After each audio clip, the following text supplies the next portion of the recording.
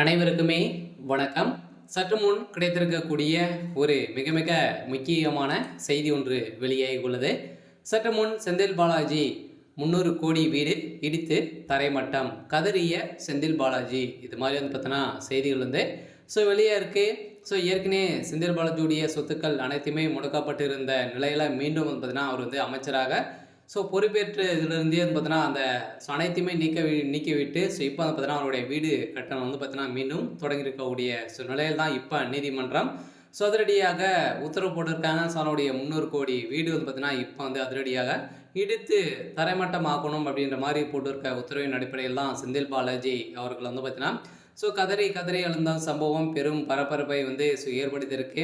இருந்தாலுமே ஏற்கனவே செந்தில் பாலாஜி அவர்கள் வந்து சட்டத்துக்கு விரோதமான பண பரிமாற்ற வழக்கில் தான் சிக்கி நிபந்தனை அடிப்படையில் தான் ஜாமீன் வந்து இருக்காரு. இப்போ இந்த ஜாமீன் வந்து பார்த்தீங்கன்னா ரத்து செய்யணும் அப்படின்ற மாதிரி தான் இப்போ அமலாக்கத்துறை செய்திக்கு வந்து பார்த்தீங்கன்னா நீதிமன்றம் உத்தரவு போட்டிருக்காங்க. கூடிய விரைவில் அவர் வந்து கைது செய்யணும் அப்படின்ற மாதிரி போட்ட உத்தரவின் அடிப்படையில் தான் இப்போ செந்தில் பாலாஜிக்கு சம்மந்தப்பட்ட அனைத்து இடங்களிலுமே வந்து பார்த்தீங்கன்னா ரைடுகள் வந்து நடத்தணும் அப்படின்ற மாதிரி போட்டிருக்கக்கூடிய உத்தரவின் அடிப்படையில் தான் இப்போ செந்தில் பாலாஜி கூடிய விரைவில் கைது செய்ய போகிறாரு. இதை பற்றி இந்த வீடியோவில் பார்க்கலாம். அதுக்கு முன்னாடி நம்ம சேனலுக்கு வந்து இப்போ தான் நீங்கள் முதல் முறையாக வந்திருக்கீங்க அப்படின்னா மறக்காமல் நம்மளுடைய சேனலை சப்ஸ்கிரைப் பண்ணி சப்போர்ட் பண்ணுங்கள். வாங்க வீடியோக்குள்ளே போகலாம். வந்து பார்த்தீங்கன்னா ஏற்கனவே செந்தில் பாலாஜி அவர்கள் வந்து பார்த்தீங்கன்னா ஒரு முக்கிய புள்ளியாக தான் வந்து இருக்கார் இல்லையா. ஏற்கனவே வந்து ஒரு மீது வந்து போக்குவரத்துறை அமைச்சராக இருக்கும்போது அவர் வந்து வேலை வாங்கி தருவதாக மெகா ஊழல் வந்து செஞ்சுருக்காரு அப்படின்ற மாதிரி தான் தொடரப்பட்ட வழக்கின் அடிப்படையில் ஒரு 471 நாட்களாகவே புழல் சிறையிலேருந்து இருந்திருந்தார்.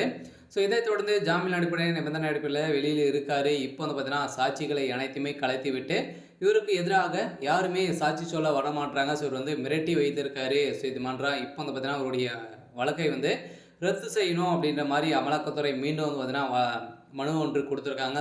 நீதிமன்றம் வருகின்ற மார்ச் 4ஆம் தேதி அவருடைய வழக்கு வந்து இறுதி தீர்ப்பு வந்து வழங்க போகிறாங்க. அவருடைய கதை ஒட்டுமொத்தமாக முடிய போகுது.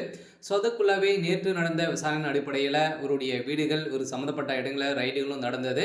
இவருக்கு வந்து பார்த்தீங்கன்னா 300 கோடி வீடு வந்து இப்போ வந்து வேலைகள் வந்து நடந்துட்டு இருக்குது அப்படின்ற மாதிரி அமலாக்கத்துறை சைடில் வந்து பார்த்தீங்கன்னா ஆதாரங்கள் சிக்கியிருக்கக்கூடிய நிலையில் தான் இப்போ இவருடைய வீடுகள் வந்து இடித்து தரைமட்டம் வந்து ஆக்கணும்.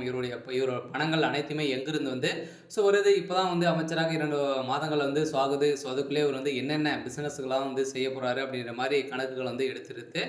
இப்போ தான் செந்தில் பாலாஜி மெகா ஊழல் 40,000 கோடி ஊழல் வந்து செஞ்சுருக்காரு அப்படின்ற மாதிரி வந்து பார்த்தீங்கன்னா திமுக கூட்டணி வைத்திருக்கக்கூடிய சொந்தமணி ராமதாஸ் அவர்கள் வந்து பார்த்தீங்கன்னா குற்றச்சாட்டுகள்லாம் வந்து வைத்திருந்தாங்க. இதன் அடிப்படையில் இதற்கு பதிலே அளிக்காமல் இருந்திருந்த நிலையில் தான் இப்போ செந்தில் பாலாஜிக்கு அவருடைய தலையில் கதையை முடியக்கூடிய அளவிற்கு நடந்திருக்கு. இருந்தாலும் என்ன நடக்க போகுது அப்படின்றத வெயிட் பண்ணி பார்க்கலாம். இது மாதிரி செய்திகளை தெரிஞ்சுக்கணும் அப்படின்னா மறக்காமல் நம்மளுடைய சேனலை சப்ஸ்கிரைப் பண்ணி சப்போர்ட் பண்ணுங்கள். தேங்க்யூ.